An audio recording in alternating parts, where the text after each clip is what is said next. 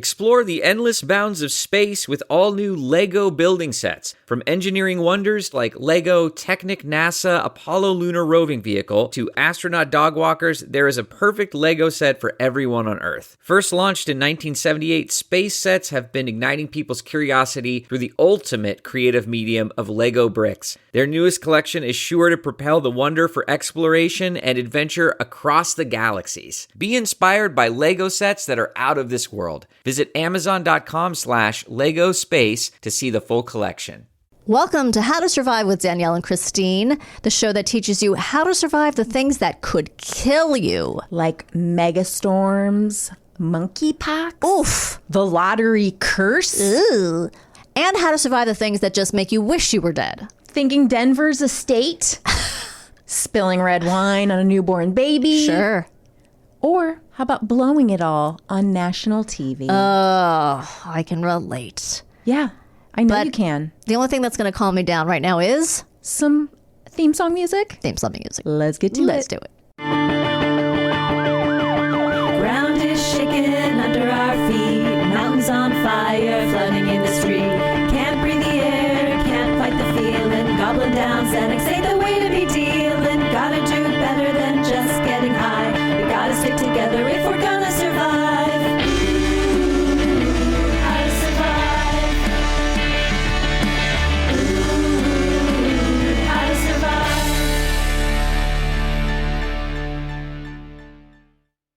Welcome to How to Survive with Danielle and Kristine. I am Danielle. Hey, I'm Kristine.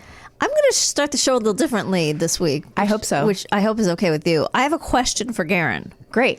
Because I saw one of his vague posts with a picture of him with a bunch of Stouffer's products. Oh, okay. So, and as I was leaving the house, Jimmy said, don't forget to ask Garen about Stouffer's. And I was like, yeah, I don't know what that was all about. So, what's the story?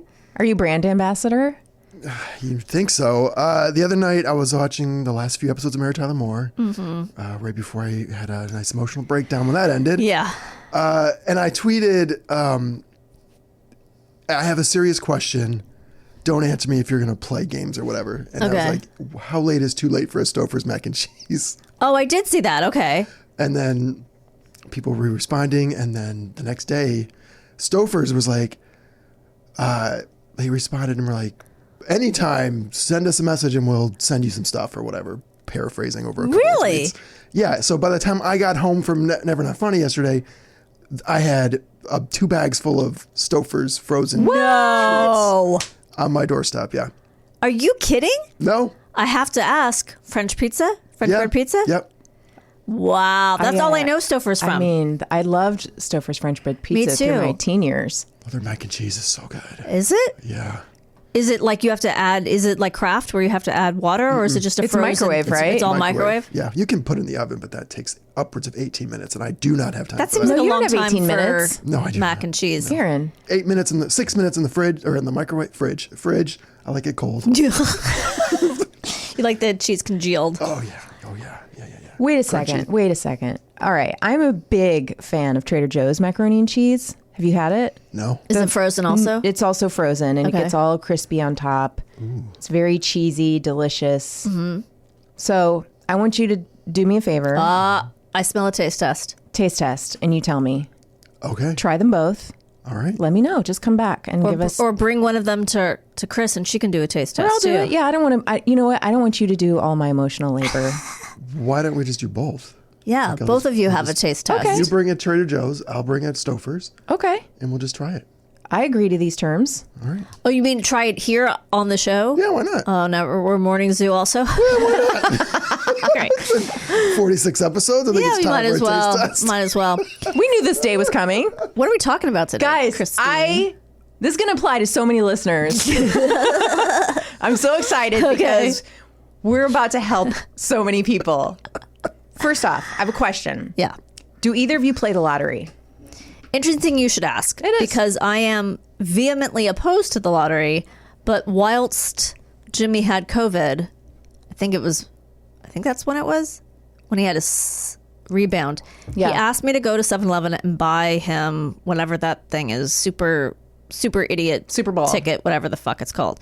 And So Oliver and I walked down, and I just gave Oliver a lecture on how I'm opposed to the lottery, but I'm doing this for your dad. I just don't understand. I don't understand the logic of, well, now it's 7 billion. Yesterday it was only 2 billion, but now it's 7 billion, so I've got to play. Right. What? It's like I'm losing money if I don't. Right. I just don't. I cannot wrap my head around the risk reward. Anyway. So no. To answer your question, no. I have occasionally. My dad is pretty obsessed with it.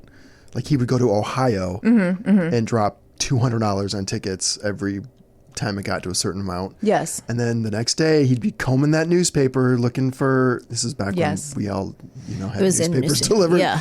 But he would comb those numbers and he'd be like, God, I was only one digit off here and one digit off here, and I would have won $1,500,000 or whatever that's a real number. Right. If I would have done this one, my whole life. Now, why did he go to Ohio? Was there no lottery? Different lotto, like I don't think it's Mega Millions. Maybe it was Mega Millions before Mega Millions was in Michigan. Oh, you mean one of those kind of situations. But he would do the state lotteries of 2 different states, you're saying? Yes. Okay. Yeah. You, Kristine? No, I've never bought a lottery ticket. Yeah. I definitely come from lottery people, as Garen does. I descend from coal miners and lottery folk. It's a rich, deep tradition. It is. It's like the nickel was handed down generation after generation to scratch off that silver stuff. I have bought scratchers. Oh yeah. Oh, that's different? Oh yeah. Lottery is, where you pick the numbers and the ticket comes out, or you say I thought it was all part of the lottery. It is, but I'm differentiating between lottery and the scratchers. Okay. Yeah, the lottery one, you're just throwing your money away. Yeah. The scratchers. Now you can win something there. I mean, Jimmy's mom used to give us scratchers for Christmas, and that was fun, and you could win $5 or something. Yeah. So I get that more. It seems a little tangible, a little more harmless, but I don't do that regularly. Like I've maybe done that a handful of times in my life, and I did win $100 one time. All right, that's good. That felt fun. Have you guys ever won anything? Nothing. Probably $3. I don't have luck. 50 off of one card once. That's good. One scratcher once. Well, now that I've gotten this information from you guys, your statistics, I'm going to give you some statistics that I dug up on a website called social.com with 2 O's. I thought you were going to say Truth Social. I was getting a little worried. Truth Social. We trust this, right? Okay. The average gambler in the U.S. spends around $261 on lottery tickets per year. Okay. The average... Oh, wait, scratch that. Okay. Scratch that. Get with it? your nickel. Okay. Some locations are more prone to gambling than others. Okay. What do you think's the state where people spend the most year? What state? Florida. Nevada. Oh, okay. They don't have enough things to gamble on? Adults spend around $5,000 per year on tickets. What? 5,000? According to the report, citizens in Nevada spend the most on lottery tickets, followed by adults in Rhode Island, who spend around $449 per year on the lottery. Delaware came in third, with adults spending around $390 per year on lottery tickets. I mean, that sounds crazy. 5,000? And it's a huge drop off to Rhode Island. They must be counting casinos. I mean, let's remember, this is social with 2 O's, this website. Where's the second O? I don't know. S-O-O. Yeah. Social.com. So wait, but they're saying on the lottery specifically. That's what it says. But I think they must be counting casinos. Guys. But casinos don't have lottery tickets. I know. Listen. Somebody actually me in this moment. I'm trying to. I don't know if you're reading it wrong, or maybe you wanted to go to a second source, because this makes zero sense. I did want to go to a second source, but I was tired. I get it. Okay. Anyway. Yeah. Okay. And Nevada adults spend around $5,000 per year on tickets. Okay. I mean, when they say around, maybe they mean a lot less, like $500. 57% of Americans buy lottery tickets. 181 million people buy at least one lottery ticket or more in a year. Okay. People over the age of 65 were the least likely to buy a ticket, and men were more likely than women. Okay. Single Americans, generally less likely to get lottery tickets. That surprises me. Than Americans with partners. Well, they got to buy their Stofers. Yeah, we can't all get free Stouffer's. No, we can't just Jesus. post online in the middle of the night, I want some mac and cheese, and then it just shows up at your door. I did eat that mac and cheese. It was good. Well, it paid off, I guess. I know, it worked out for you. And you know what? I'm happy about that. 44% of lottery winners spend their money within 5 years. Wow. Yeah. The report also discovered, this is by Forbes, 90% of all lottery winners have spent everything by the time their grandkids would be eligible to receive any cash, meaning most winners don't support future generations. I mean, I think we can look at Earth and know that most people don't support Yeah, future generations. We can tell by that. Well, also let them earn their own money. Yeah. It's okay. They got to pick them up by their bootstraps. Yeah. Themselves up. Right. I'm good at sayings. However, 83% said they did give some money to their families. Uh-huh. And men were more likely to give money to 3 friends, while women only shared with 1 friend. See, that always, I have thought about that, about the friend thing. I don't think you want to give money to a friend. That gets I don't know. complicated. It gets very complicated because it's very, you can become incredibly, resentful. Yes. Because, and if it's a loan, but then they'd be like, why do you have to loan it? You just want all this money. Yeah. I'm just surprised that men had 3 friends. That's a good point. Yeah. Here's a good statistic. I wonder if they have like some sort of bracket thing where they figure out which 3 friends they're going to give the money to. Like they do with like their sports, Yeah, their football sports. kind of Yeah. stuff when they're figuring March it out. Madness or something, Oh, yeah. they probably do it like that. You're right. I think so. According to Love Money, another powerful statistic group. And an 80s soul band. Oh, I loved that song. None of those things make any sense. Chocolate Dreams. Yes. 70%. Love money. Yeah. Chocolate dreams. Chocolate Dreams. Oh, God, that's dumb.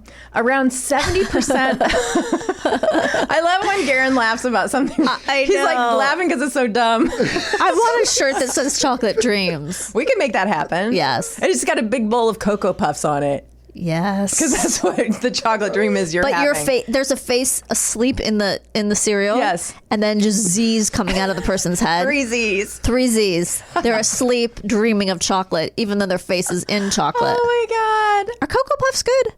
Yeah, I think Yeah. so. I mean, I haven't had them in a while. I but- didn't have like sugar cereal like that until I went to college. And then I did taste not the Cocoa Puffs, the Cocoa Krispies. Pebbles? Krispies. Oh, Krispies. Yeah, Cocoa Krispies are good. Those were good. I've had them recently. Oh, yeah. In the last year. Okay. At some point, I think for maybe Christmas, I got the kids a box of Cocoa Puffs and Cocoa Krispies, and I wrapped them as presents. Because I was like, they don't get to eat this usually. They're going to think that's fun. I don't know why that just struck me as so funny. I mean, I put like candy and stuff in the stocking, so Yeah. I don't know why I found that so funny, but just the idea. A big box of cereal. Yeah. Well, it's a Were big. they excited? Yes, because Oh, think about okay. it. It's a big present. Yeah. Takes up a lot of space, real Yes. estate under the tree. Sure. And it's like cereal they always ask for at the store, and I'm like, no. Oh, okay. No. All right, got it. You know. That is a great present. So then they're just like, oh my God, I get to eat chocolate for breakfast. I love it. Cookies for breakfast. What? Remember those? Cookie Crisp. Cookie Crisp, yeah. Loved them.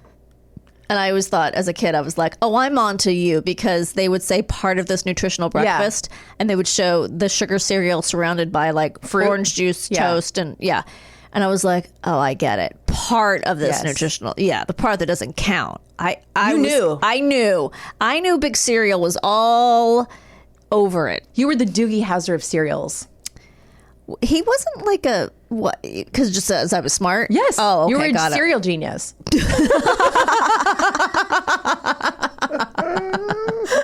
You couldn't go to medical school. No. But it's really worked out. I was a savant, a cereal savant. 2 scoops? I don't think so. Try again. How More about like that, sir? 1 3/4 Yeah. quarter scoops? You were all about that serving size, and you knew. I knew how much calories it was with milk and without milk. You had how it. much fiber. Yeah. And you didn't have to study it. You just looked at those nutritional facts one time. Boom. Boom, You right knew in it. there. Weren't we talking about the lottery? Let's get back to Okay. it. All right. According to Love Money, band and also the statistician. Right, dreams. 70% of lottery winners end up going broke, and around a third will eventually go bankrupt. This has something to do with poor spending habits, toxic investments, and poor accounting. To make matters worse, Love Money also suggests lotto winners are more likely to go bankrupt within 5 years of winning than the average American. Jesus, that's so sad. I know. So This is why we need to be taught financial responsibility in school, and we're not. No, we aren't. I had a class, though, in high school, I remember, where they taught us how to write checks. Oh, that's great. And how to balance a checkbook. I think that's really important. I never had a class like that. But I think it was like only because it was for kids who they knew weren't on a college track. So it was like, you're not going to college. So let's. But why? Kids on a college track would need that. All kids need that. I think they assumed that, like, if you're a kid who's going to college, your parents. But you did go to college. I did end up going. But like they didn't in think high you school, were. they were like, she's not. Yeah, we know her brothers. She's not going. She's to college. barely going to high school. Right. Okay.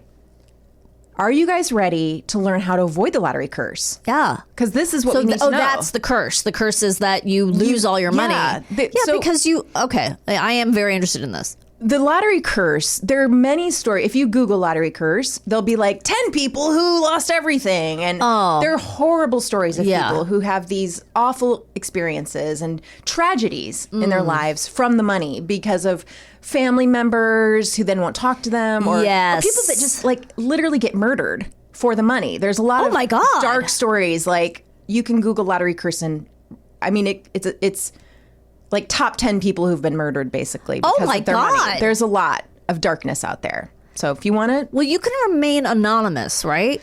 In some states. Okay. So here is the way to not end up thrown in a 6 feet deep hole. Right. By a person who's pretending to be your friend. Who among us doesn't dream of winning the big one? Sure. And being set for life, right? Yeah. I mean, actually, though, I've actually never fantasized about winning the lottery. I haven't either. I was just going along with your premise. No, it's good, though. It's good, right? I don't go along. I mean, I don't fantasize, A, because I don't play it, and B, I know this sounds absolutely insane, but I don't think I would feel good about winning money. Do you know what I'm saying? Yeah. I would feel... I mean, I wouldn't feel bad about winning $500 or $5,000. But like billions. But billions, I would feel gross, I think. I think it's also wouldn't feel right about it. It's never... I mean, money's nice, but I've never been a person who's that motivated by large sums of money or thought of myself like, what if I was on a yacht? Like, I think my fantasies are always like, I'm signing my best-selling novel and all of the people who I've been jealous of are there and like look up to me. Or like, it's always where I'm successful and all the people who I've been jealous of are like seeing it. That's my fantasy. Yes, like my but fantasies if you were are those. successful, then you'd also have money. But it's from my own work. Yeah, it's like I guess from that's my what I'm own saying. efforts. Yeah. It's not just like money just showed up. Right. Again, if it were in some reasonable amount.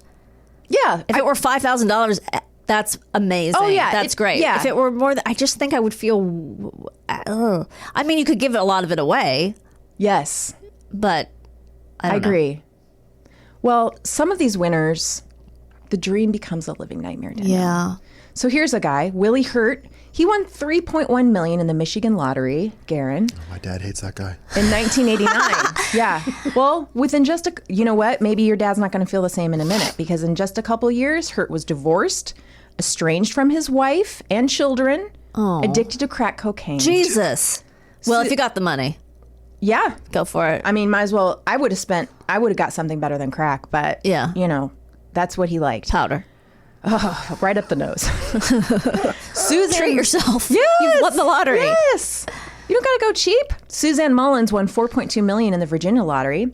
After a family member suffered a lengthy illness, she spent $1 million on his care and went into debt to the tune of nearly $200,000. But that's not because she won the... It is. She wouldn't have had the money. Okay. We're going to talk now about Al and Carmen Castellano. I think that's how you pronounce their last name. Okay. They won $141 million in California's lottery in 2001. They have been largely unchanged by their windfall. They have the same circle of friends. They still go on family trips. though more comfortably. Yeah. They made sure they put their money to use rather than being changed by sudden riches. The Castellanos were interviewed regarding how they managed their record-setting lottery win. And based on that, the HowStuffWorks.com compiled a list of 5 lottery survival tips. Compiled a list of 5 lottery survival tips. And I'm going to give these tips to you guys now. Okay, great. The first one is slow down and lay low, Okay. which I think is just good life advice. Sure. Right, in general. I couldn't be any slower or lower. So You love a good done nap. and done. I know. You love a good couch read. I know. My son went to start school yesterday, and I was so proud of myself. I did not take a nap. Oh, man, it's hard to not take a nap I know. sometimes because it's just nice. If I have stuff to do, then I'm fine. It just, Yes. if I don't have stuff to do, then it calls. Couch, it calls you. I can give you lists. Of stuff to do? Yes, I need help. Okay. All right. The Castellanos won the largest single jackpot in California history. So they were instantly sought by the media, but no one knew who had the winning ticket. So the media had no one to hound. So the California, apparently you can remain anonymous. They don't announce who the winner is. Okay. So they hunkered down in their home for 5 days, creating their plan with their children and only a few trusted others who they determined could help them. While they planned, they also tried to appear as normal as possible. The neighborhood children who played with their grandkids came over as usual. Al went to the store where he bought the winning ticket and chatted with the owner, who had no idea he was speaking, with Richie Richardson. Yeah. As a precaution, the family parked their cars several blocks away from their house so they could make a getaway if their winning status leaked somehow. Oh, got it. And when they cashed... Why would that help to make a getaway if you're away from your car? I don't know. This doesn't make any sense. I don't know. Okay. Uber to their car. And when they cashed their ticket, they went to a different lotto office that wasn't the closest to their house, like an out-of-the-way one. Smart. Carmen, the wife, said, they knew the media would be waiting at the nearest lotto office. Oh, because they know where. They know where. They always announce where it was sold. So there are offices you go to. Is that still how it works? Yes, apparently, at least as of 2001. Okay. And in my head, I'm just like, how do they know all this? Like, how do they know to do all this? So, yeah. And they, because they did all this and got all their ducks in a row, they were able to accept their winning, like on their own terms. That brings us to number 2. Yeah. Hire professional assistants. What? Yeah. As they planned how they would come forward, the Castellanos knew they needed help, not just with handling their money, but in dealing with the media. Well, why did they even have to if you could remain anonymous?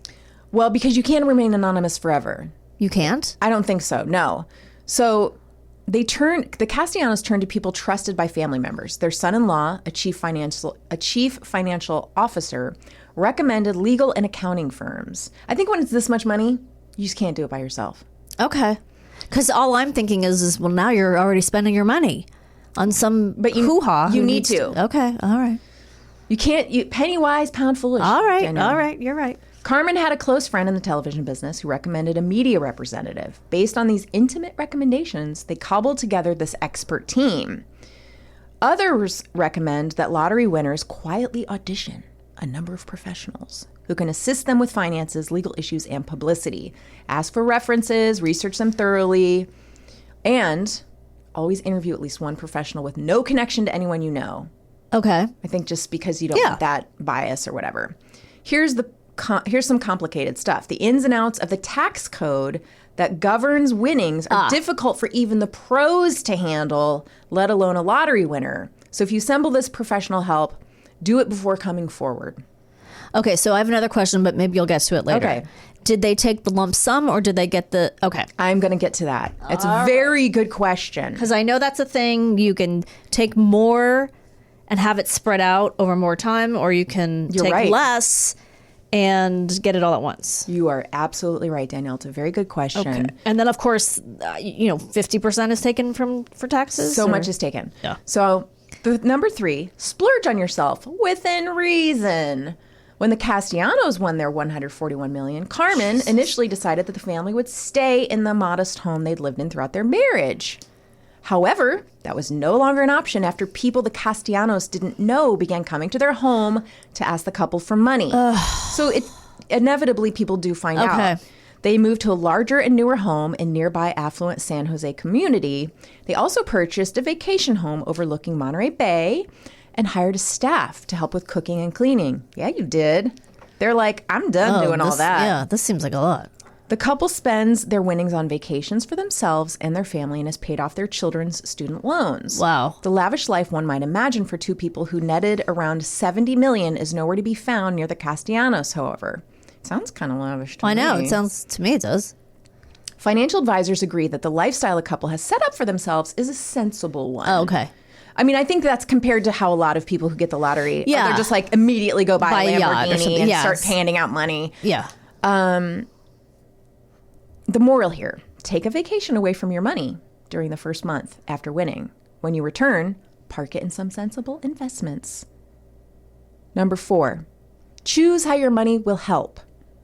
Janet Lee, or Janita Lee, I'm not sure how her first name is pronounced, who won more than $18 million in the Missouri lottery, found that a fortune can dry up quickly. After just 8 years, she was down to a mere $700. Jesus. What makes her situation really heartbreaking is that she lost her money by donating it to worthy causes. Oh. So did she give up working? she just donated it to so many different places. No, I understand that, but I'm saying if you can do that if you Yes. also have an income coming in. I think she did. Can't do both. Yeah. So this is what the Castellanos did. Carmen, within about 30 minutes, was sitting down writing a list of all the groups she wanted to help. But then they created the Castellanos Family Foundation, a funding branch of the family's lottery holdings. They endowed initially with $5 million. And they focused on philanthropy of Latin American arts, culture, and community. So this narrow focus vetted potential candidates. And by establishing the foundation, they didn't have to personally field requests for money and contributions. It this was is like, so smart. Go to the Okay. foundation. Sorry. Right. You know. I like that it's narrow. That's really smart. Yes, because then it's like you're like, oh, I do want to help those kittens in Argentina. That sounds terrible. And then there's this like people who are like, oh, but all these children have cancer, and you're like, yes, of course I want to help the children with cancer. Right. I think Just pick one thing. You got to just go. This is what we're helping. Right. Lump sum or annual payments. Yes. This is what we want to know, right? Okay. Yeah. In most, excuse me, You got so emotional about I'm it. gonna cry about the money. Lump sums. In most cases, taking a lump sum means getting a smaller payout than you'd get from an annuitized arrangement, where the state or lottery corporation pays you winnings in yearly installments. Right. So why would you go for less with a lump sum? 75% of all winners, including the Castellanos, opt for the lump sum. It simply makes more sense. Annuitized payments include the roughly 5% interest the state earns on the bonds it takes out to guarantee your winnings. Most lottery winners bet they can get a better rate by investing the lump sum. So they're like, I'm going to invest my money. I don't want you to do it. I'm going to take out all my money and I'm going to earn more money with my money instead. You don't get to make money off my money. Okay. But some people are like, may have exhausted my understanding of some people are like, finance. I don't trust myself with all that money because I'm going to just blow it. And Right. That's why I would think you would do it yearly. So I'm going to just take it yearly. But people like the Castellanos who are like, we know we're good with money already. Yeah. We didn't have a lot of income and we put 3 kids through college. So we're Damn. responsible. Right. We trust ourselves to find good people to help us invest this money. Right. And get returns on it and Right. make money off of our money instead of saying, we You aren't can't- that good with money, so you hold on to it and give us So some you're every getting year. less, but if you invest it, you can be earning interest on it Yes. all those years ahead of time, 20 years ahead of time. Right. Okay. It makes sense. I never thought of it that way. That makes a lot of sense, actually. Dying shouldn't be an issue in your decision. Lottery winners, annuitized or lump sum, the money becomes part of your estate. So Okay. you don't lose it when you die. Oh, you mean if you die and you haven't received it Yes. all, your estate will still Your receive heirs it? will receive the payments. Okay. So you don't have to be like, oh, I better take it all now because I'm Gotcha. 89. Gotcha. Does that make sense? Yes. All right. So are you ready for a story? Yeah. All right. I like that story. I like the story of those people turning out well. I have a feeling this next story is not going to have such a happy ending. This is not going to have a happy ending. This is Jack Whitaker, who won the largest Powerball lottery in West Virginia's history. Okay. So, In the days before Christmas in 2002, Jack bought a Powerball lottery ticket along with his biscuits. Biscuits? He bought them he would go to this gas station and fill up his truck on his way to work at like 4:30 in the morning and buy these biscuits. And he bought only when the Powerball got big. And he bought these lottery tickets. Anything less than a couple $100 million wasn't worth his trouble. It was about 11. That's my point. That's what I don't understand. Well, okay. You're not going to understand a lot about what Jack does. It was about 11 o'clock Christmas night, 2002, when Channel 3 out of Charleston announced what it said were the winning Powerball numbers. Jack was slumbering when his wife of nearly 40 years, Jewel, jostled him awake to say that his lottery ticket matched 4 out of 5. He was clueless about what kind of payoff a 4-number match brought, but he figured it had to be good for at least $100,000. He went back to sleep while visions of a 6-figure windfall danced in his head. 5:15 a.m., he snapped on the television and heard to his surprise that the winning ticket had been sold at the C&L Super Serve, which is where he gets his biscuits. Biscuit place. What are the odds? He was thinking that just one little convenience store would sell 2 lottery tickets. Or 2 lucky tickets. Just then, the winning numbers flashed. The number broadcast the night before had been wrong. He had a match on all 5 numbers. Wait a second. How did they get the wrong number? I don't know. Maybe his wife, made a mistake. Oh. Maybe she read it wrong. She never read I thought you were saying that. Jewel didn't have her readers on. Jewel didn't, yeah. Jewel needed readers. Yeah, she needed a jewel. She did. Isn't that what it's called? A jewel? An eyeglass jewel? Yeah. Or, the thing you look at diamonds with? Yeah. We're getting everything right. Yep. Jack Whitaker had just won $314 million, the largest undivided lottery jackpot in history. He opted to take his prize as a one-time payout of $113,386,407.77 after taxes. Oh, after taxes. Okay. Yeah, I guess. Yes, it says. Not I guess. It says after taxes. So 103 million something? 113. 13 million. Yeah. He was determined. This is important, just so you know. He said, to live as if nothing had changed, except that he could spend more time with his family. He proclaimed that he would tithe a biblical 10% of his winnings, donate millions to his family's favorite pastors, and build big new churches. Boy. He vowed to start a charitable foundation to help needy West Virginians. Okay, that part's good. On New Year's Eve 2002, so, a year. like a week later, Yeah. West Virginia's most famous do-gooder strolled into the Pink Pony. That's not a church. Hint. Strip club in the nearby town of Cross Lanes, and according to the manager, slapped $50,000 onto the bar. What? Yeah. So that's How a it hint started. of what's going to keep happening. Okay. He had to stop going to the C&L to get his morning biscuit because so many people from around the country and even like someone from Israel would hang out there to beg him for money for their sick kid. I mean, probably some of those people had sick kids, but this is what commonly happens to lottery winners.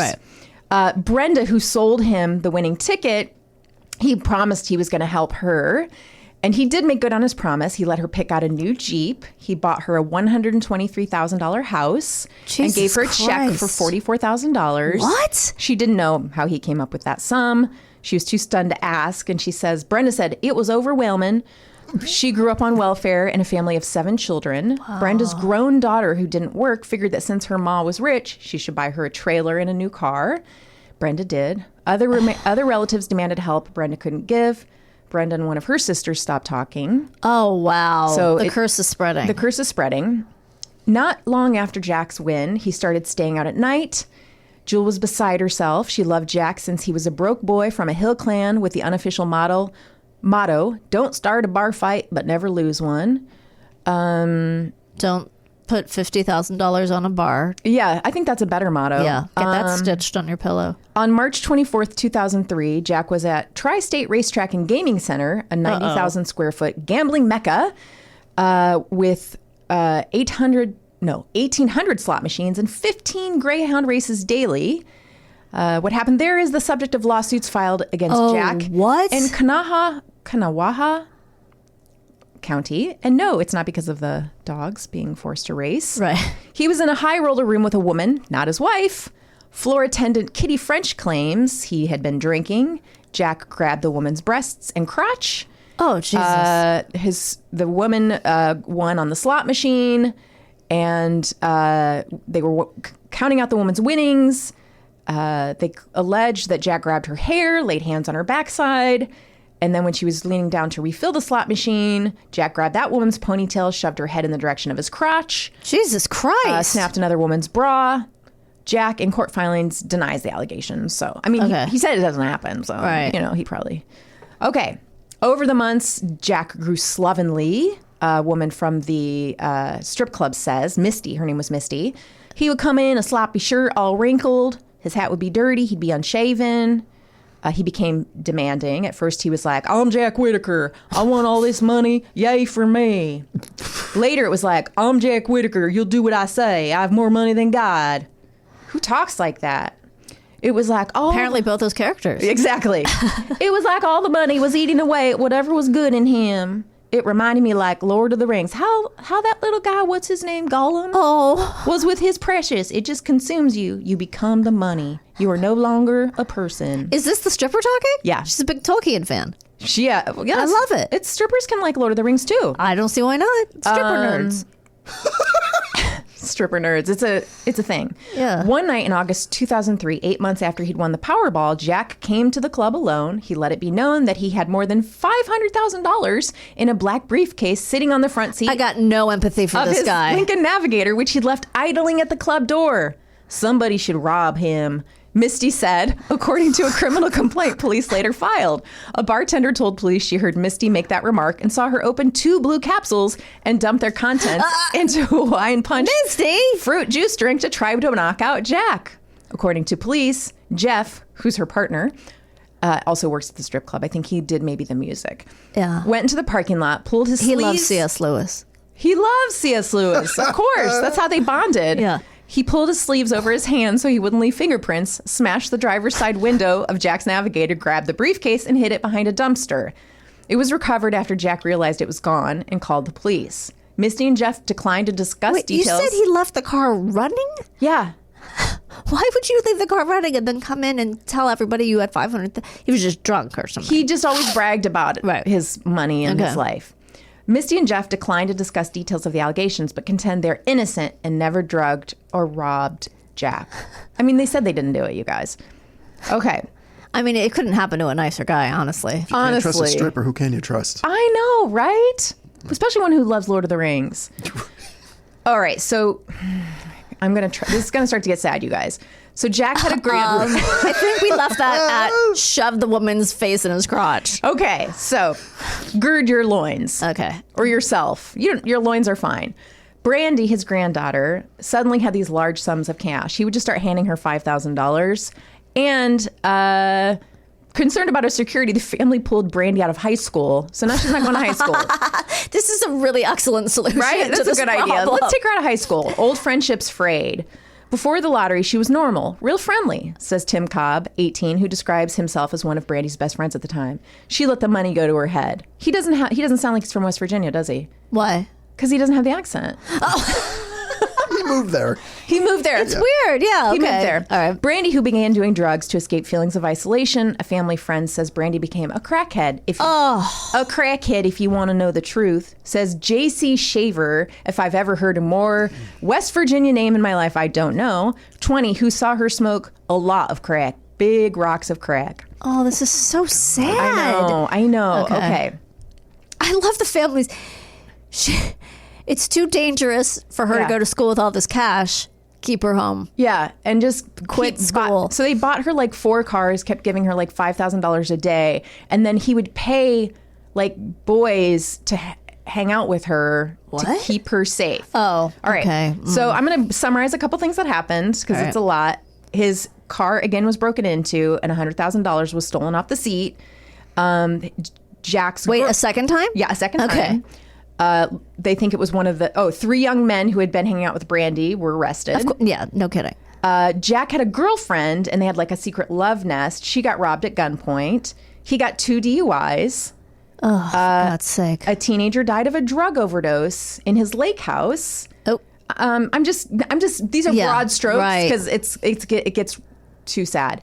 Jewel left him. No kidding. She was done. She was like, You're. Does she get any of the money?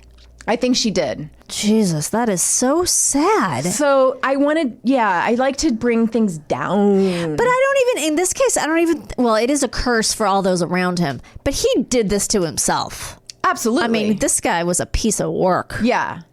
I think he was already kind of rotten at the core, and then this just allowed It's him. just so funny that in the first day he's going to tithe 10% to the church, and then a week later he's slapping down $50,000 at his strip bar. He did build some churches. Oh, he did. Okay, But like nobody wants to go to them apparently because they're connected to him. because there's a 2-drink minimum. Thank you for listening. Oh wow, that was fascinating. Really interesting. That I summarized that. If you want to read about him, there's an excellent piece of journalism in the Washington Post about Jack Whitaker that goes into way more detail than I just did. Oh, I will. That's, a quarter or, 4 times of what I just. Okay. Anyway, it's really good. Jack Whitaker, I will. Thank you. Even his name is like Ozark villain. Yeah, I know. I know. But it gets very in depth into the stories of the different people and of the strip club. And I just had to summarize it because I was like, this isn't a 2-hour podcast. Well, that's amazing. And we're going to take a break. Yes, and then we'll be back with our guest. Can't wait. Welcome back to How to Survive with Danielle and Kristine. Hey, Danielle. Hey, Kristine. How have you been breaking lately? I've been breaking. I've been break dancing. I laid out a piece of cardboard on the ground. Out front. Did some spins. In the heat. Ended with my hand on my head, elbow on the ground. I know you could do it. Pointed at you. I hope you did it, where they've painted that nice rainbowy area in the front of that building. Yes. We should be taking pics out there for Instagram. It's so Instagrammy. Yes, we should. That's where you need to be breakdancing. Yeah, we did do that in grade school. We did put a cardboard out behind the schoolroom. And did you guys do that in Ohio? No, there was not a lot of breakdancing. A lot of double Dutch. Oh, yeah.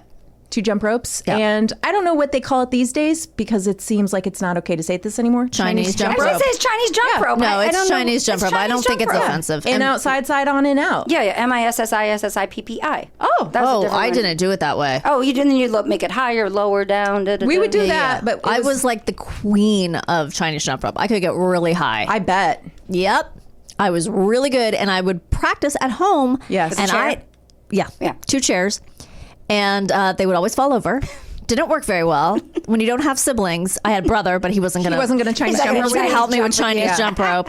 It was like it was an obsession. It was an obsession. I got my kids a Chinese jump rope recently, and I could still remember how to do it. I couldn't actually do it well. My knees were like, no. But I showed them. I still remembered, and I was very excited. They don't care. They didn't They take didn't care. They didn't take to it. I brought it to my kids' elementary school. It was like the little school that could. When my daughter started going there, no one went there, and we kind of trained the school around. And I'm like, I know. Chinese That's jump weird. rope. Let's do this. And they were just like, what? I don't understand why it went out of style. They were I like, really don't. do you know we have YouTube? Yeah, exactly. We don't need a rope string. If I need to learn something, I'm just going to Google it and watch YouTube, and it'll be fine. I'm going to go change the oil next. Yes. Like that. I know, it's crazy. The voice you're hearing is our special guest, Rachel Quaintance. That's probably rude so that I- excited. No, it's fine. It's absolutely fine. we I just love didn't. it. I just didn't want the audience to be at seas at sea. But I feel like there's an expression like at elbows and noodles or something. I know that's Bridge not and right. Tunnel? Yes, at Bridge and Tunnel. We I don't didn't want their leave them- hair to be sprayed up and them. Wearing We want them to be exclamation Bridge and perfume. Well, yes, right. Anyway, what did we talk about in the first half of the show was, How to survive being a millionaire. and now we're going to talk about, How to survive wanting to be a millionaire. yes, with Rachel. So Rachel, slap it down. Oh, yeah. Wait, first of yeah. all, we should say that Rachel is a very talented actress, and you do voice work too, right? The voice work has actually been great the past Good. couple years. That's like 'Cause you have such thank a good God. voice. Thank you. I appreciate that. Yeah, I mean, whatever. You know what I mean? Every now and know. then I think, should I go work at Target? Should I be making money for the family know, or not? right. And then ultimately I decide no. No, You know what I mean? Right. Well, we see what happens when you try to make money with this Yes. story, right? Danielle and I are committed to not making money. Yeah, it's working out really well. That's our Yes. podcast. Men, we don't love men, and let's not make money. There you go. We do love men. I'm kidding. do. Yeah. So in 2000, at the very height of Who Wants to Be a Millionaire, Regis. Oh. I'm not talking, don't come at me with, was it Meredith Vieira? Was it Phil Linda?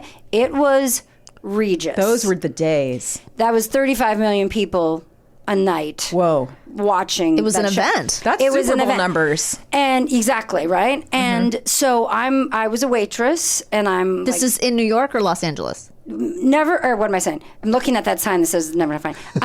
This was never not Millionaire. funny. It wasn't funny. Millionaire's in New York. But you were living in Los Angeles. I'm in LA. And you were working at Chin Chin, I was working believe. at Chin Chin on Sunset. Oh my gosh. And dreaming of being a millionaire, right? Sure. Because I was making whatever terrible money, whatever. Maybe it's my personality, maybe the tips, who knows? But, so to get on Millionaire, John and I were talking about this. My husband, we were talking about it because I'm like, I want to remember some of those little things, and he remembered things. So basically, after the show, they would say, "Remember, the phone lines are open, right? And you could call to try and be a contestant." Okay. And so John and I would do that, but there'd be times you couldn't get in. It would just be busy signals, Sure. and then Yes. that window closed, or whatever. So one time I got in. Now keep in mind, am I smart? Yes. Yes. Ish. My family is like, it's like we're street smart. We're common sense smart, Yeah, right? okay, Like, sure. I went to Emerson in Boston, which is a liberal arts school, but my classes were like the history of musical theater. Okay, You know what I mean? all right. It didn't pepper in, like my math class, because my daughter's like a genius and she's whatever, all the APs 4.0 or first year of college, blah, blah. She's like, what was your math class at Emerson? And I'm like, math. I don't know. Math. Like I don't know what it was. I think it was Numbers. And I exactly. added them. I subtracted them. So, am I smart? Yes, in a lot of ways. Right. But then they're like book smart people. So my husband actually is the book smart person who Right. really should have been the one on this trajectory instead of me. So I get in. Yeah. I answer the questions. It's beep, beep, beep. I remember this. I Yeah. remember Jimmy and I doing this. I totally Yeah, forgot. exactly. You would call and you had to put something in order? Yes, and it would be like, Yeah. and you had 3, 1, 4, whatever Yes. it was. Yeah, right? yeah. And so I'm like, So you have to do a little quiz on the phone. But it's like an automated thing. Automated. They ask you like a trivia question. exactly. About how, Just like Yeah. Millionaire. Okay. Which of the Yeah. following, put the following in order. Or That's what I remember, right? yeah. And so then it was like, oh, you made it to the next round, me. And I'm like, okay. So they give me a date and time. And I'm like, hey, John, I need you on speakerphone at this date and time. Yes. Which is ridiculous. It's such a bad setup. It's like Cyrano. Like, no, I'm smart. I'm smart, John. And so he was, struggling at some, whatever job he was at, some website, which is long gone, back in the heyday of everyone's got a web job. website. Yeah. And, so I'm at Chin Chin. I think at the time we were probably still wearing our vests. I don't think we changed the polos yet. I think we were still kind of fancy. And so I'm in the office and everyone, what's good? And I got John on speaker. Oh my God. And then I get the call and I'm like, did you hear that question? He's like, yeah. 214. Okay, So it was still automated at this point. Still automated. Oh, I was Which like, is- how are you going to have him do the? Okay. Exactly. You're gonna hear him. I mean, it's ridiculous. Like, be your own smart person Yes. again. Well, also He can't go on the show. he's not going to be on the show with you. Or is he? Danielle? Okay, all right, I mean, all right. so it was just like, oh my God, what? This is such a bad. But you've seen Millionaire. Yeah. Sometimes you can go until you Yes. can know a lot of answers. Yeah. And I'm much smarter now, I think, than I was then, just because it was like I'm not inquisitive then. Who cares? Right. I did my shows and musical theater, Yeah. blah blah. So I'm probably smarter now, but so. Then I'm like waiting tables, and I think it was probably flip phone time or the Okay. Nokia, whatever. Ring, ring. Hi, is this Rachel? Yes. And I'm literally like at a table. Yeah. I'm like, excuse me a second. And I'm like, yes. They're like, congrats, you're coming to New York. Wow. You've been picked. I Wait, was that's like, all you had to do was answer 2 questions? not 2 questions, but yeah, 2 chunks of questions. Yes. Oh, chunks. Chunks. Yeah, it wasn't just one. It was like 4 questions. It wasn't 10. It was And like it wasn't a personality interview. Nope, it 'Cause was it's not all a personality. automated. It's all just them picking. It was not. I don't think it was personality. Maybe I had to email. I don't think it was. Okay, that's amazing. So I'm like, okay, I guess they're going to New York. So I don't even think I studied or anything. Like, you know what I Rachel, mean? this is killing me. I'm just going to interrupt briefly to tell the audience that because Rachel told me that this was what her story was about, she did not tell me any of the details. We have been watching Millionaire at home. Yeah. We've been watching it with Chris Harrison, the Bachelor guy. Bachelorette dude, Yeah. as the host. And they had this week, which was like, you fucked it up week, kind of like having people back who had screwed up. Okay. And I guess it was just to save money because none of these people got past like any, and I'm literally shouting in my house. Like, I can't believe the bad decisions people are making. Right. And this is probably, I'm going to probably end up screaming at you. Yeah. But like things I know that I'm like, oh my fucking God, how do you not know that? You know, not that I know everything, but it just happens to be like, anyway. So it's just one of those things that like, so I'm like, oh my God. So did John fly out with you? Yeah, you get you and a guest. Oh. So it's you and a guest. They put you up at a hotel. For some reason, I thought there was like a fun get to know each other party, which is like stupid. And so I'm like knocking on the, she lives at and she's like, yeah. And I was like, is there, and she's like, no, I just need to give you your packet. And your, I was like, oh, I know, I thought this was my younger sister and her husband flew out. We got a free hotel room. I mean, so, and they're in Minnesota. Excuse me. And so this was 2000. My sister's going to be the person in the audience with me. Okay. Zach, I don't know what her husband was doing, probably just walking around the city. Oh, him and John walked to the Strand and did some fun stuff. And then John was one of my phone friends. Right. Yes. And he was at the office, the website company had an office in New York. Oh, whatever. okay. So he's there with good internet. He told me last night, he's like, girl, I had flags of the world open on, Oh my state God. capitals, like vice presidents. Like, Oh, so do people do that? Sure, if you're the phone a friend, But is there time? there's only 30 seconds. Yeah, there's not. So He had all the tabs open. More He had the importantly, tabs does open. your husband call you girl? no, that's more Okay. me. All right. I just want to make sure. That would be upsetting. It would be upsetting. Girl. Girl, No. I cannot sleep. Yeah, no, he doesn't. Bitch, no, he doesn't do that. Bitch, please. So my sister's there with me, and you ride the little van, you go to ABC or whatever. It's exciting. It's very It's exciting. Regis. It's Shiny Floor, the original Shiny Floor show. I mean, and I don't know if they've changed it. I haven't watched for years, but like, it's no joke when the boom boom. I know. It's so intimidating. Very intimidating. So my group came in. Now, yeah. before you go on, at any point are you like, oh, fuck, I didn't answer these questions. My husband did. What am I going to do? I mean, I think I probably answered 1 out of 4. So I'm riding on my Fargo Street smarts. Okay. You know what I mean? You're not I'm nervous, but Okay. you know what I'm honestly thinking? I'm not going to get in the chair. That's honestly kind of what I was thinking. I forgot. You had to they compete did a different fastest finger. Oh, I totally That's what I'm saying. forgot. Exactly. They didn't do that Nope. in the more recent ones. Okay. So back in 2000, it was fastest finger. 8 people maybe Right. sitting there. Okay. And so you don't know if you're getting in the chair or not, right? So And if you don't get in, are you in the thing for the next show? you're in the thing for as long as that 1 hour. So if everybody eats up 1 hour, you're just and that's you're it. done. You don't get Yeah. another chance. Okay. And a part of me, I think, thought, I'm not going to get in the chair, but it's been a fun trip to New York. Sure. My sister came, one of my sisters came, blah, blah, blah. So and thankfully, the only thing that saved me, I had done a commercial up in San Francisco. So at least it was like, I'm an actor, right? Yeah. So there was like a regional Cellular One commercial I did with Tim Lovestead back in the day. Oh, my God. Yeah, back in the day. Now his daughter goes to school with my daughter. Very weird. And, oh, my God. And then I'd also just done the TV show Providence, where I was a sign language interpreter for a monkey. And I look at this and I'm like, how? The balls on me in general. Yes. Like, Lord, give me the balls of a mediocre white man. Yes. Because that's how I was acting back then, apparently. I mean, they're like, oh, we need a sign language interpreter, this role. And Bruce submitted me. And I was like, okay.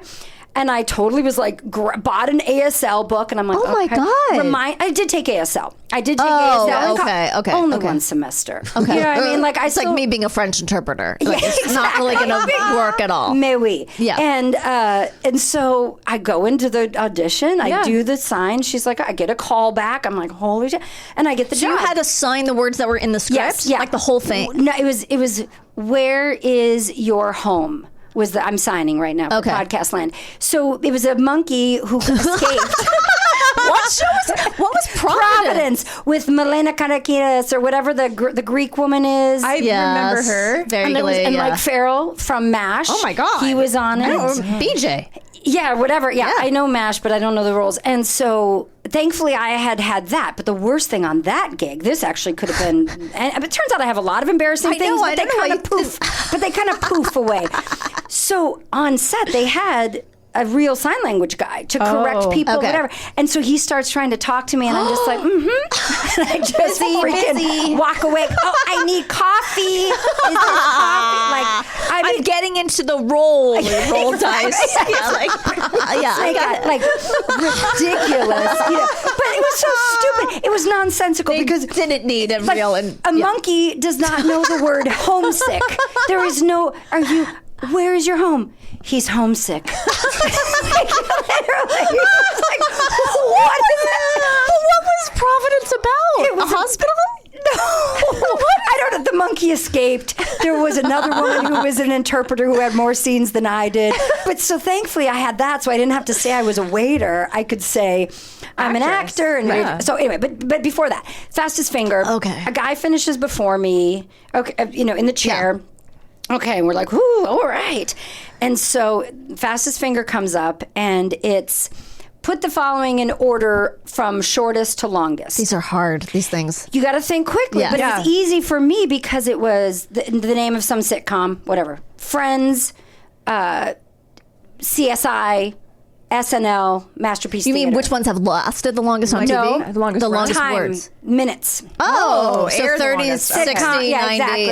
30, okay. 60, 90, Masterpiece Theater. And I did it super quick, and I was like, why did you do this so quick? And I knew. I did have I'm like, Friends, whatever, CSI, SNL, Masterpiece Theater. Right. And even before it was done, I knew I was going to be in the chair. Picked. Yeah, in so the chair. So were you freaking out? Yeah, I was. John was like, Rachel, your face, you were like, it's ridiculous. So I'm like, oh my God, my sister there, and she's, and they know whose person is who, so she had a spotlight on her at different points. So it's like, okay, back from things. So Regis is, Rachel, from Los Angeles. Okay. So you're an actor. You're an actor. Yep. Well, okay. Well, worked with a monkey. Like,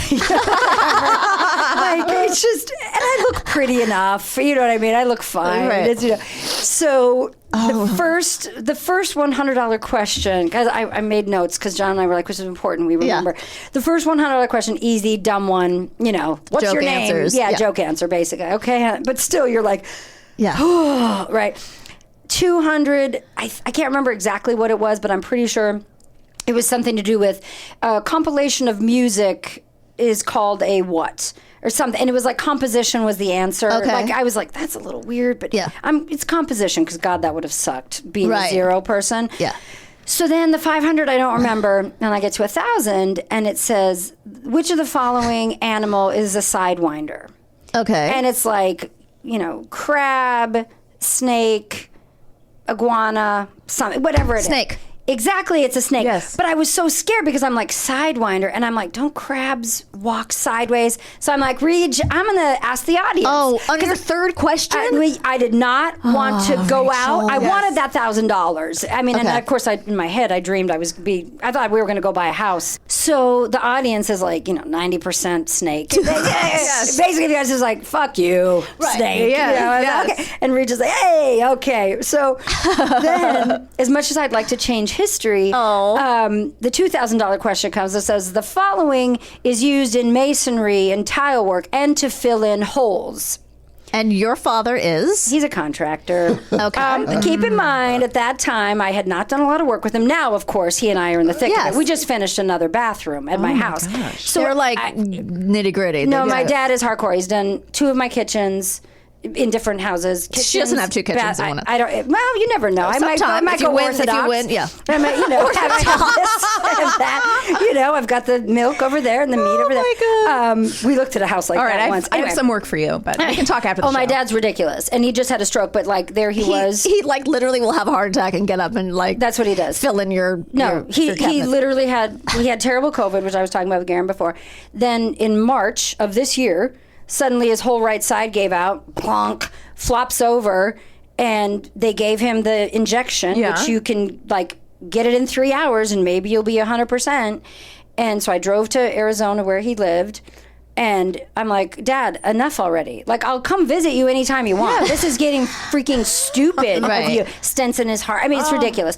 And so that was in March. And in the beginning of July, he's at my house in his tool belt, yelling at me about what is 5/8 compared to half inch. I'm like, I don't know. Is that bigger? Rachel, use your brain. 5/8. Well, you don't remember from math? I don't exactly. They didn't teach me that at math. From plain math. Exactly.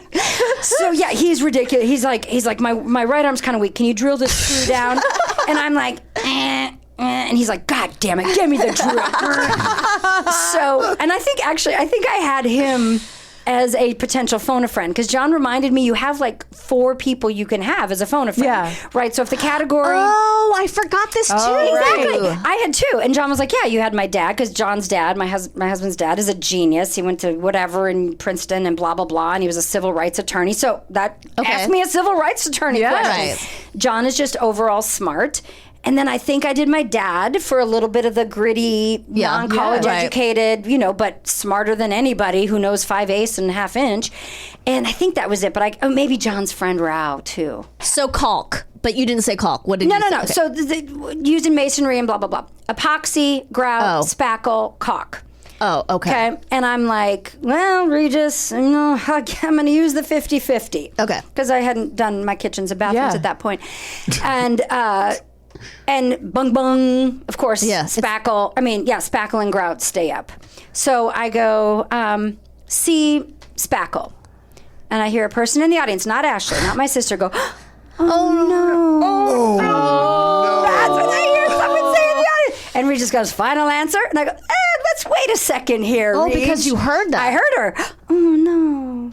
You're not supposed to say anything. No, you're not. So I was like, you know what? I'm gonna use my phone a friend. I was so freaking stupid. And so we called John. Wait, why didn't you call your dad? Oh, maybe he wasn't on the list. Oh, okay. He might not have been on the list. And maybe you only get 3, and I chose like the smartest people. Not that my dad isn't smart. Yeah. But again, it's a different kind of smart. I know. It's like, it's the smart where you can build yourself a hut and live your whole life, as opposed to, I know all the countries. You had decided, then you heard this woman, so you decided to use your third lifeline. Third and final lifeline. So John has no idea what's going on, because he has Hey, John, it's Regis. And John's like, hey, hi. And he's like, Rachel's in a little bit of trouble here. She's at the $2,000. And John just must be like, $2,000. She's used all her lifeline. And so he's like, okay. And John's like, yeah, I'm pretty sure that would be grout. And I'm like, okay, thanks, John. He's like, yep. And I go, grout, final answer. It's correct. Okay, so now I'm $2,000 richer. Okay. Now I'm at $2,000. I got that money. And I'm like, smart girl over here. She's ready to keep going. I'm going to buy myself a house. So quick chin. Oh, this will change my life. So we get to the $4,000 question, and it is, the sitcom 222, Room 222, took place in what location? And it's like a hospital, a prison, a school, a church, whatever. And I'm like, and I'm sure I wasted so much time. Like, I'm sure all the other fastest finger people were like, they're waiting. They're waiting to get in the chair from this idiot. Oh, right. I forgot about that part. Because there's only eating time. I'm like, well, Regis, I don't know. He's like, well, think about it. And I'm like, well, how can I think about it if I don't know? I was like, it seems to me like that would be a school setting. Sure, final answer. Ba-bum. It was correct. Yeah. Now I'm at $4,000, Okay. so I'm rich, right? This is like 4 months of work at Chin Chin. Yeah, no kidding. I could just take it on. So then we get to $8,000. And John and I were talking about this. I'm almost positive it was 8. Can't remember any other question. And so we get to 8,000, and it's geography, which is terrible. That's my worst. Terrible. And I listen, let's be real here. I'm going to tell you something besides the math at Emerson. Yeah, I was wondering what geography you took. I'll say this. When I took a class, I don't remember what it was. Places. Yeah, exactly. In 10th grade, we got an empty map of the U.S. And I'm embarrassed, but keep in mind how talented I am as a singer and a dancer. She's really funny. She's got all actor, this. Yes. And I literally put Denver and Colorado as 2 different states. In 10th grade. In 10th grade. Now, keep in mind, I think my high school was pretty low on the totem pole, and I think there were some terrible teachers. One who would later go on to shoot his ex in the head and then set her house on fire and then kill himself. He was my 11th grade, English teacher. Oh, my God. Yeah, and I'm glad. I used to try and push his buttons a lot. Like, I think you're this.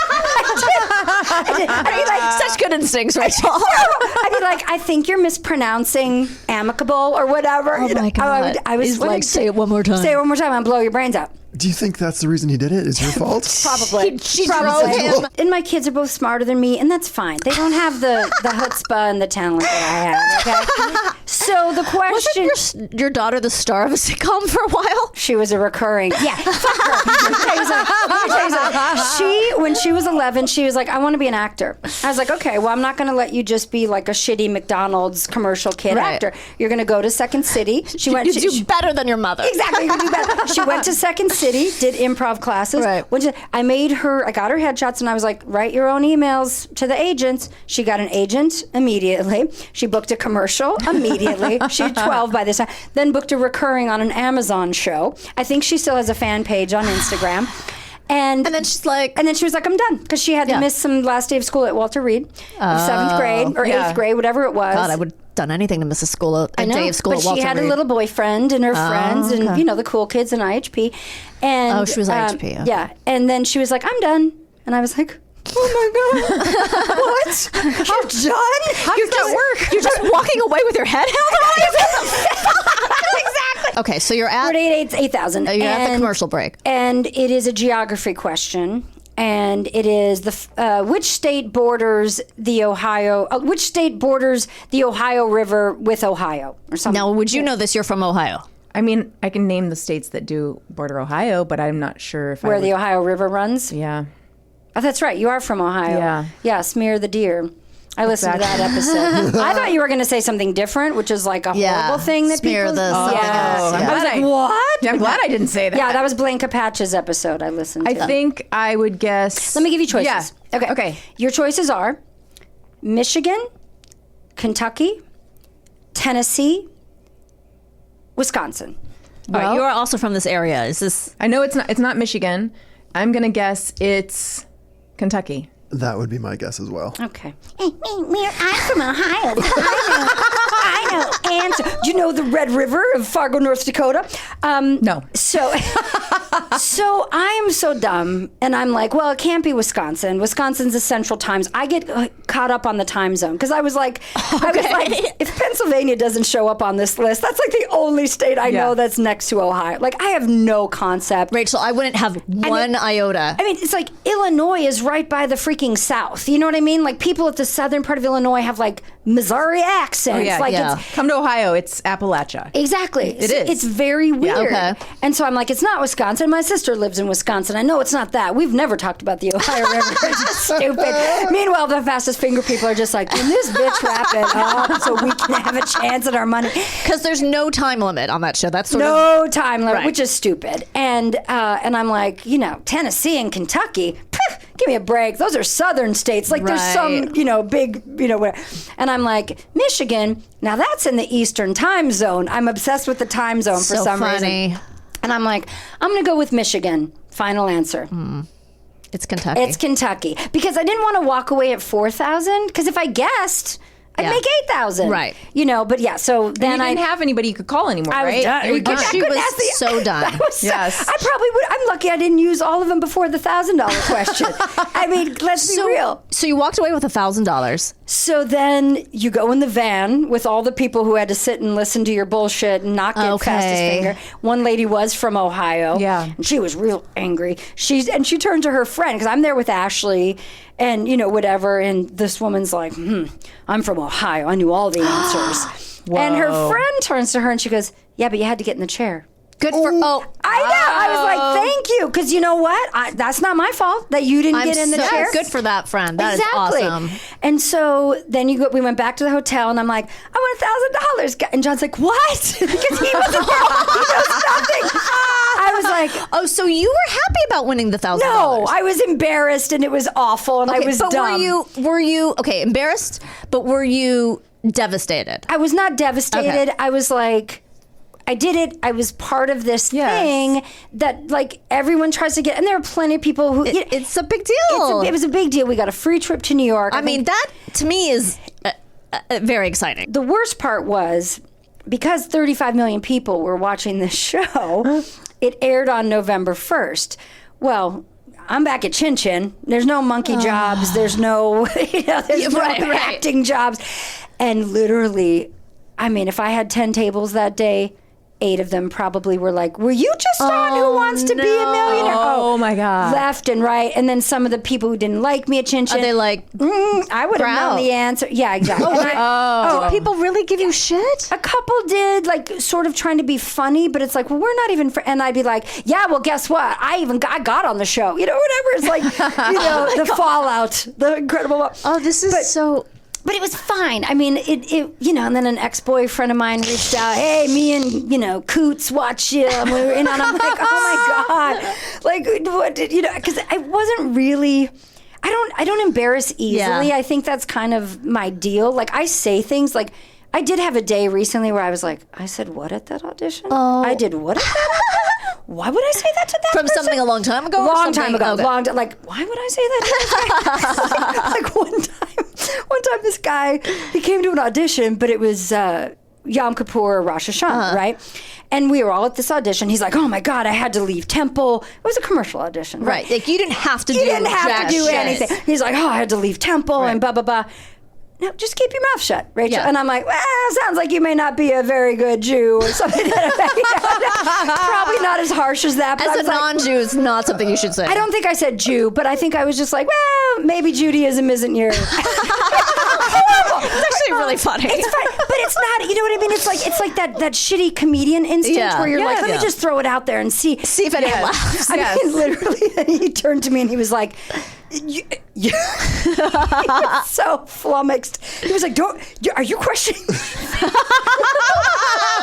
I was like, well, no, I was just making a bet. You don't question my faith. And this is not someone you knew. I love that.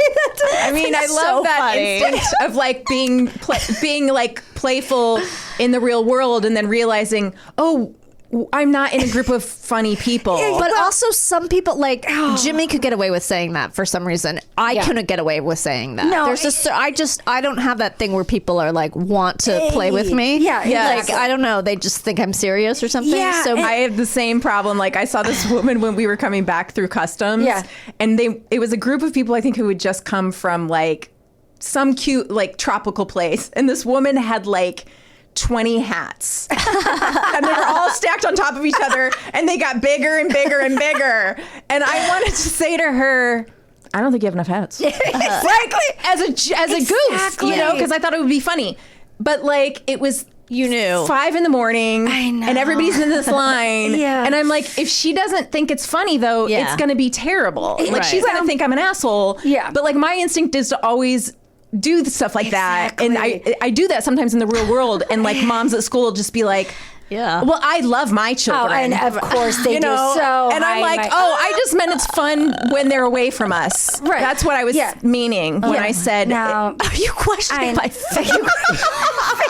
Rachel, this has been so delightful. I'm so glad we got you on. You guys the are story's fantastic. amazing. what a Thank great story. you. Please come back. Please. I don't have any. You guys, I've already told you, nothing ever embarrassing happens to me. That's it. Oh, man. We've exhausted. Here's the distinction. You might not be embarrassed, but it doesn't mean it's not an embarrassing story. True. It's so true. Let's find that guy. Let's do a thing where he and I make up about me questioning have an his amends. faith. Yeah. Once again, thank you so much, course. Rachel. Thank you for having me. We will be right back with What Did We Learn Today? Kristine, are you ready to learn what we learned today? I love to learn. If you win Safeguard Your Future, sugar cereal makes a great gift. And Danielle Koenig, spelled wrong, is a cereal genius. I spelled it wrong? Yeah, you missed an L. It's okay. Embarrassing. If you win a jackpot, act as if you will be murdered at any moment. Because you might. Because you might. Take the lump sum and invest your winnings. Yes. Never thought that would be the advice. That's so interesting. Not in Dogecoin. Don't invest in Doge. No. The tool a jeweler uses to analyze gems is a loop. Yeah, why did I say jewel? Oh, you know why? Because I was thinking of the spelling of jewel, which is a measurement of work or something, which is Joule. And this loop is Loupe. That's why I had it screwed up in my, and I'm sure I gave the wrong definition of jewel, but it's something about a work fragment or Let's something. just focus on the things you do right. I'm sorry. Mostly you do things right. Strippers can be nerds too. Yes. Yes. Crack, the choice of lotto winners everywhere. Okay, now this is very important. I'm glad Garen found this for us. Providence, that show we were talking Yes. about, that Rachel was on with a monkey, Yeah. is about a successful Hollywood plastic surgeon, Oh, right. Sydney Hansen, Sydney. returns home to Providence, Rhode Island, to try to keep her dysfunctional family together with the help of her mother's friendly ghost. What? Wait a second. She also finds work with the local free clinic. Who is her mother? Who plays her mother? I didn't even look that up. I used to watch this show, and I have You did? I have no memory of there being a ghost. Or a monkey? I do not recall a monkey. Wait a second. You don't have a memory of... I don't remember there being a ghost. But this was the premise? Are you sure you Yeah. didn't like flip over to a different show It's when you were... possible. Anyway, that is what we learned, and we've learned a lot. Today was just filled with facts. And fun. And frivolity. Oh my gosh, that's what we bring. I love it. So listen, Yeah. until next time, Remain calm.